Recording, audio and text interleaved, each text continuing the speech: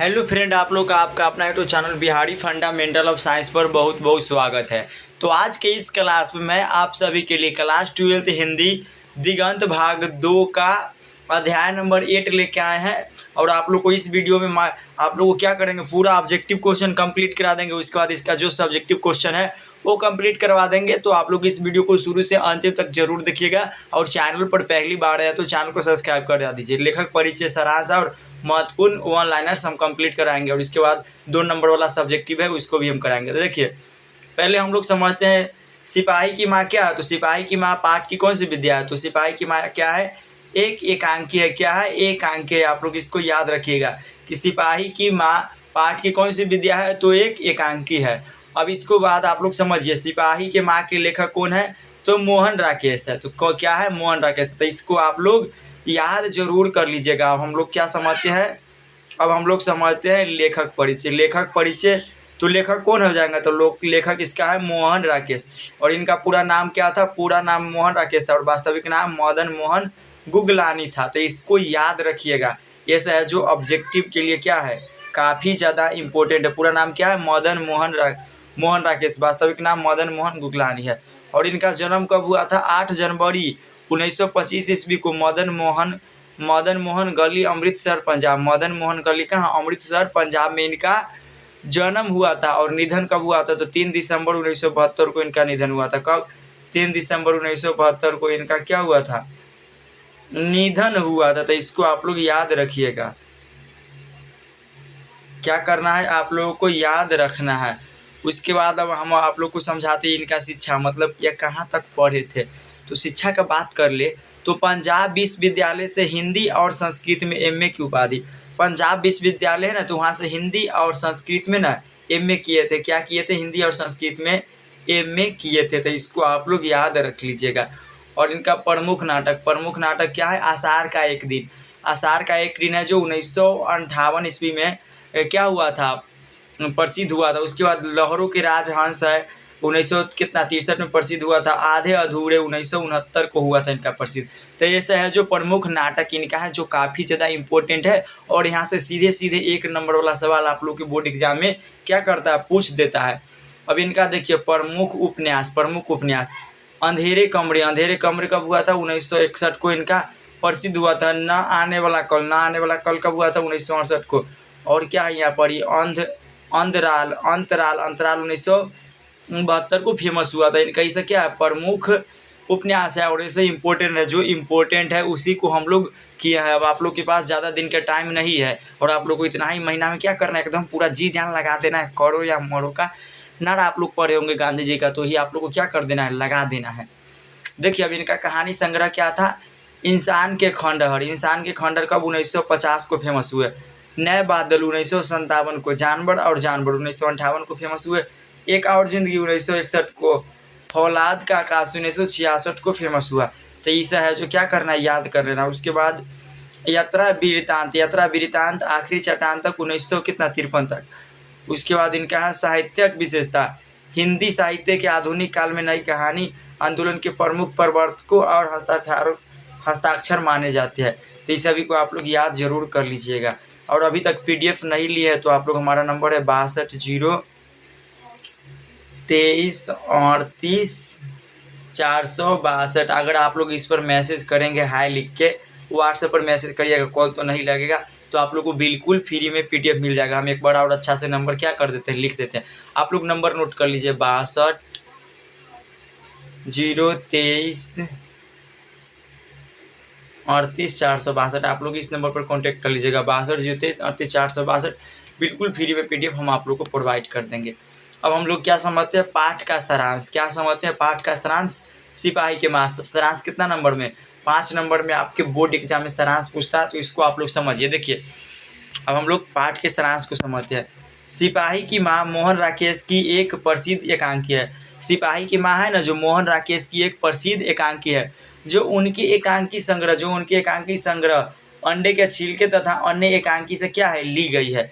यह एक एकांकी युद्ध की विभीषिका, माँ के वात्सल्य और गरीब परिवार के लाचारी का बेहद मर्मस्पर्मी चित्रित यहाँ पर करती है। मतलब ये गरीब परिवार और मध्यम परिवार के लोग हैं, उनके बारे में क्या करते हैं मरमस। तो आप लोग इसको याद करिएगा कि अंडे के छिलके तथा अन्य एकांकी के ली गई है जो। अब आप लोग समझिए कथानक और पात्र। कथानक और पात्र, इस एकांकी की मुख्य पात्रा कौन है? बिस्नी है, यानी सिपाही की माँ है। बिस्नी कौन है? तो बिस्नी सिपाही की माँ है, और सिपाही की माँ है जिसकी बेटी मुन्नी है। जिसकी बेटी कौन है? मुन्नी है। और मानक है जो इसका बेटा है। मानक वर्मा यानी माया मार हो गया, मियाँ मार लिख दिया, लेकिन माया मार की लड़ाई में अंग्रेजों की तरफ से लड़ने गया सिपाही है। और घर की आर्थिक स्थिति बेहद दयनीय। घर की आर्थिक स्थिति जो क्या है? बेहद दयनीय। पैसा के मामले में वो लोग क्या है? बहुत गरीब है। और मुन्नी की विवाह के लिए धन की सख्त जरूरी है। और मुन्नी है ना, उसके विवाह के लिए धन की क्या है? सख्त जरूरी है। जिसके कारण मानक फौज में भर्ती हुआ था। जिसके कारण मानक है ना जो क्या हुआ था? फौज में भर्ती हुआ था। उसके बाद समझिए युद्ध की विभीषिका और बिस्नी की चिंता। बिस्नी दिन रात अपने बेटे मानक की सलातिनी के लिए चिंतित रहती है। उसे रोज सिपाही की चिट्ठी या उसके घर लौटने की उम्मीद रहती है। युद्ध कितना भयानक और अमानवीय होता है, इसका अंदाज़ा इस बात से लगता है कि लोग बर्मा के युद्ध को खून का दरिया मानते हैं। क्या मानते हैं? खून का दरिया। अब हम लोग समझते हैं बिस्नी और शरणार्थी लड़की। शरणार्थी मतलब अनजान लड़की। एकांकी में एक भूखी प्यासी लड़की जो बर्मा से भाग कर आई है। इस एकांकी है ना, सिपाही की माँ एक एकांकी है। तो एकांकी में एक भूखी प्यासी लड़की है ना जो कहाँ से? बर्मा से भाग कर आई है। बिस्नी के घर आती है। क्या करती है? बिस्नी के घर आती है। और बिस्नी अपनी गरीबी के बावजूद उसे आश्रय और भोजन देती है। बिस्नी है जो क्या है? गरीब है, उसके बावजूद भी वो अपना क्या करती है? भोजन देती है। वो लड़की बताती है कि युद्ध में किस तरह बस्तियाँ जला दी गई है और इंसानों को काटा गया है। ईसा के बारे में क्या करता है? बताता है कि युद्ध में ना बहुत सारा घर तोड़ दिया गया, जला दिया गया है और इंसानों को काट दिया गया, गोली मार दिया गया। इसके बारे में क्या है? एकांकी में वो लड़की है जो बताती है। अब इसका निष्कर्ष समझते हैं। क्या करते हैं? निष्कर्ष। अतः यह एकांकी इस कठोर सत्य को उजागर करनी है कि युद्ध चाहे किसी भी देश का हो, उसे आम आदमी और विशेषकर सैनिकों के परिवारों को सिवाय बर्बादी और आंसुओं के कुछ नहीं मिला। मतलब युद्ध किसी भी देश का हो तो दो पक्ष में लड़ाई होता है। मान लीजिए क्या है? ये पाकिस्तान है और क्या है? मान लीजिए ये हिंदुस्तान है। तो दो पक्षों में लड़ाई होगा तो दोनों में से किसी ना किसी का क्या होगा? क्षति होगा। तो दोनों परिवार के लोग क्या होंगे? उदासी होंगे। तो ये आप लोग को समझ में आ गया। अब हम लोग समझते हैं क्या? महत्वपूर्ण वन लाइनर्स मतलब महत्वपूर्ण वस्तुनिष्ठ प्रश्न, प्रश्नोत्तर तथा तथ्य, विवरण और उत्तर। सिपाही की माँ एकांकी के लेखक कौन है? तो मोहन राकेश जी हो जाएंगे।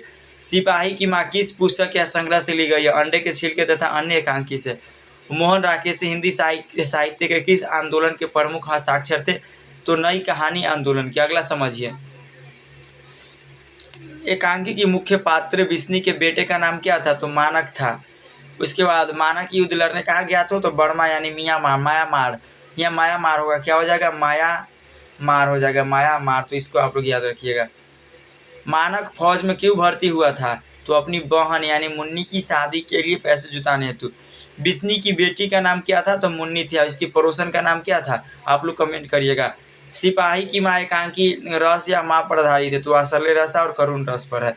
तो इसको आप लोग क्या कर लीजिएगा? याद कर लेना है। इसको 2 बार देख लीजिएगा। क्या बार? वीडियो को 2 बार देख लीजिएगा। आप लोग को बेहद तरीक़ा से याद हो जाएगा। और इसका PDF क्या करेंगे हम आप लोग को बिल्कुल फ्री में प्रोवाइड कर देंगे। इस नंबर पर कांटेक्ट कर लीजिएगा। आप लोग को नंबर दे रहे हैं 62 023 38 462। इस नंबर पर कांटेक्ट कर लीजिए। बिल्कुल PDF फ्री दे देंगे। क्या करेंगे? PDF बिल्कुल फ्री में दे देंगे। तो अब हम इसका क्या करते हैं? वन लाइनर और सब्जेक्टिव देखते हैं। तो देखिए आप लोगों के लिए कितना ज़्यादा कलरफुल नोट्स है। सिपाही की माँ एकांकी, आप लोगों को इस तरह का कलर नोट्स चाहिए तो आप लोग हमको कांटेक्ट कर लीजिएगा। आप लोग को बिल्कुल फ्री में दे देंगे। देखिए सिपाही की माँ क्या एकांकी है, इसको हम लोग ऑब्जेक्टिव क्वेश्चन देखते हैं। इसका जितना भी ऑब्जेक्टिव क्वेश्चन है उसको हम लोग देखते हैं। सिपाही की माँ एकांकी पाठ के लेखक कौन है? तो मोहन राकेश है। कौन है? मोहन राकेश है। अगला आप लोग देखिए, अगल का है मोहन राकेश का जन्म कब हुआ था? तो 8 जनवरी 1925 ईस्वी को जन्म हुआ था। हम अगला आप समझिए, आप लोग अगल का समझिए। 3 नंबर क्वेश्चन, मोहन राकेश का निधन कब हुआ था? मोहन राकेश का निधन कब हुआ था? तो 3 दिसंबर 1972 ईस्वी को। और मोहन राकेश के बचपन का नाम क्या था? तो मदन मोहन गुगलानी था। मोहन राकेश का जन्म स्थान कहाँ है? तो जंडीवाली गली कहाँ है? अमृतसर पंजाब। मोहन राकेश के माता पिता का नाम क्या था? बच्चन कौर और बच्चन कौर एवं करमचंद गुगलानी पेशे से वकील थे। तो इस सभी को आप लोग याद रखिएगा। मोहन राकेश एमए संस्कृत कहाँ से किए थे? तो लाहौर से किए थे। कहाँ? लाहौर पाकिस्तान में पड़ता है। मोहन राकेश किस विश्वविद्यालय से अध्यापन किए थे? तो दिल्ली विश्वविद्यालय से। और मोहन राकेश के प्रमुख कृतियाँ कौन कौन सी है? तो एक और जिंदगी नए बादल, उसके बाद इंसान के खंडहर, ये सभी कहानी संग्रह है। लाहौर के राजहंस, आधे अधूरे, आषाढ़ का एक दिन, ये सभी नाटक है। तो इसको याद आप लोग कर लीजिएगा। उसके बाद आता है नाटक में सही शब्दों का खोज किसने किया था? तो मोहन राकेश ने। सिपाही की माँ एकांकी कहाँ से लिया गया? तो अंडे के छिलके तथा अन्य एकांकी से। बिस्नी कौन है? तो मानक की माँ है। बिस्नी कौन है? मानक की माँ है।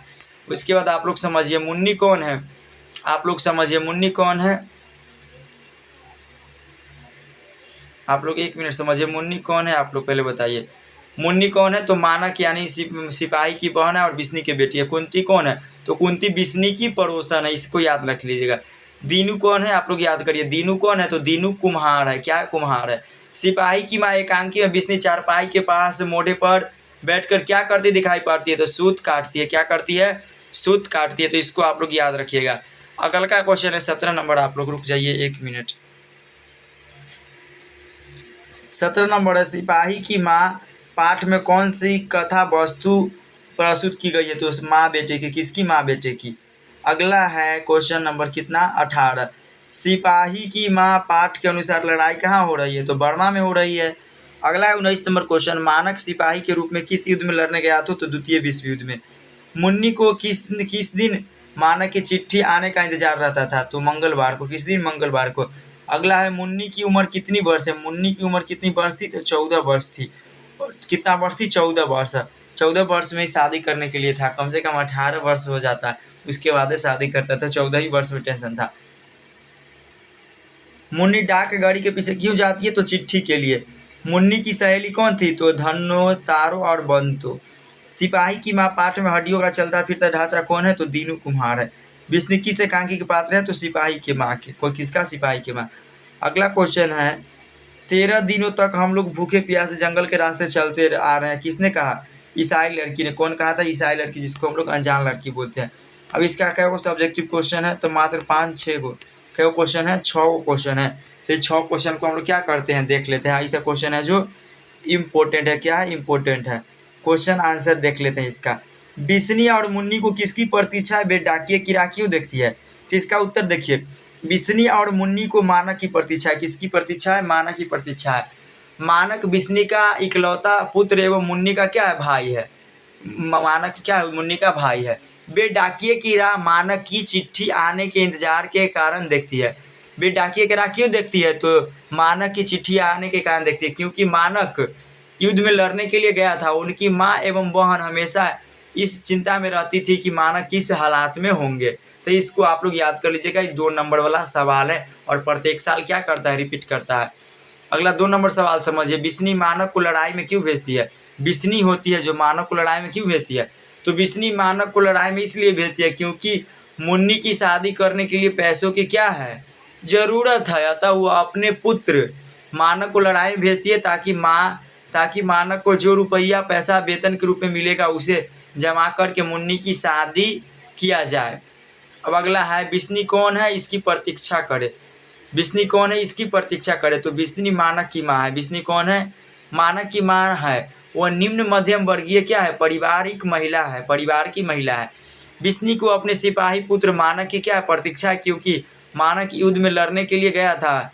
बिस्नी को हमेशा इस बात की चिंता बनी रहती थी कि उसका पुत्र मानक किस हालात में होंगे। तो इसको याद आप लोग कर लीजिएगा। अब अगल का है मानक और सिपाही एक दूसरे को क्यों मारना चाहते हैं?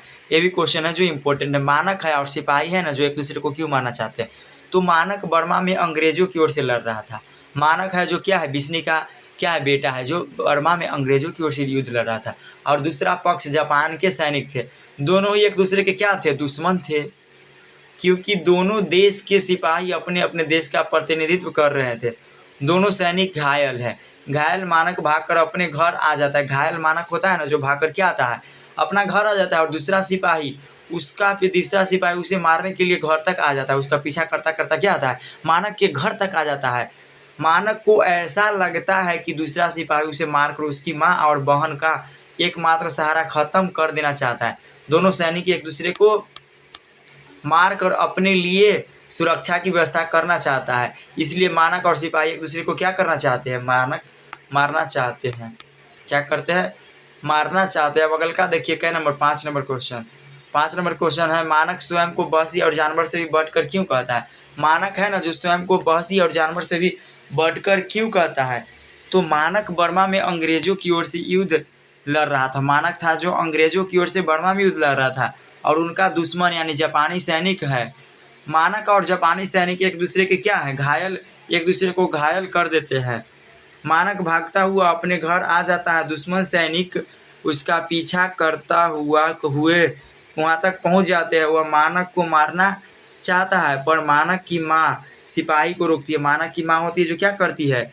सिपाही को रोकती है। इस पर दुश्मन सिपाही कहते हैं, तू इस बहसी को बचाना चाहती है जिसने कितने सारे सिपाहियों का जान ली है? वह कहता है यह इंसान नहीं जानवर है। कौन बोलता है? दूसरा सिपाही होता है जो। मानक उठकर खड़ा हो जाता है। मानक क्या करता है? उठकर खड़ा होता है। गुस्से में आकर वह सिपाही का क्या करता है? गर्दन दबोचने लगता है तथा वह स्वयं को बहसी और जानवर से भी बढ़कर कहता है। मानक के सिर के ऊपर शत्रुता का भूत क्या है? सवार, जिसके कारण वह क्रोध में आकर स्वयं को बहसी और जानवर से बढ़कर कहता है। अगल का क्वेश्चन है 6 नंबर क्वेश्चन। 6 नंबर क्वेश्चन अब आप लोग समझिए, क्या करिए 6 नंबर क्वेश्चन को आप लोग ध्यान दीजिए। 6 नंबर क्वेश्चन है, कुंती का परिचय आप किस तरह देंगे? तो कुंती है ना जो विष्णु के क्या है? पड़ोसिन है। कुंती की भूमिका एकांकी में थोड़े समय के लिए है। कुंती की ना एकांकी में थोड़े समय के लिए है भूमिका, मतलब तब भी उसे थोड़े में आका नहीं कहा सकता, मतलब थोड़े में ज़्यादा नहीं कहा सकता। वह ग्रामीण संस्कृति की वैसी पड़ोसिन है जिसके पास आस पड़ोसिन में गप लड़ाने के लिए फुर्सत ही फुर्सत है। आप लोग गांव में देखते होंगे कि 2 महिला होते हैं जो क्या होता है? काम धाम कर लेते, उसके बाद गप ही गप लड़ाती है। या छुट्टी जब भी मिलता है तो 2 महिला आपस में क्या करती है कि एगो मजरेटी लगा लेगी, बैठ जाएगी कुटिल्ला पर, और क्या करेगी? एक दूसरे से सुख दुख शेयर करेगी। कुंती आकरण ही दूसरे चिंता में भूलने वाली महिला है। वह विष्णु की पुत्री मुन्नी के विवाह के लिए चिंतित है। मुन्नी के विवाह के लिए कौन चिंतित है? विष्णु कुंती है। वह विष्णु को समझाती है कि उनका पुत्र मानक लड़ाई से सकुशल लौटेंगे। वह मानक के माँ को कहती है कि तो इस तरह दिल क्यों हल्का कर रही है? कुंती बर्मा के लड़ाई लड़कियों के प्रति थोड़ा कठोर दिखाई पड़ती है। तो इस तरह से आप लोग को क्या था? 6 गो इंपॉर्टेंट क्वेश्चन था। क्या गो? 6 गो, मात्र 6 क्वेश्चन इंपॉर्टेंट था। इस सबको आप लोग जरूर याद कर लीजिएगा और कोई भी डाउट होगा तो आप लोग मेरा नंबर है उस पर कॉन्टैक्ट कर लीजिएगा। आप लोग को ऑल सब्जेक्ट का PDF मिल जाएगा और आप लोग इसको देख लीजिए, कितना मस्त PDF है। इसको आप लोग पढ़ लीजिएगा और आप लोग को जितना PDF दे रहे हैं उसको अगर आप लोग कर लीजिएगा तो 450 प्लस मार्क्स आप लोग को कहीं नहीं जाएगा। तो कैसा लगा आप लोग को इस वीडियो? आप लोग कमेंट करके ज़रूर बताइए। तो आज के लिए इतना ही, मिलते हैं नेक्स्ट वीडियो में। तब तक के लिए जय हिंद, वंदे मातरम। और आप लोग चैनल को ज़रूर सब्सक्राइब करिएगा।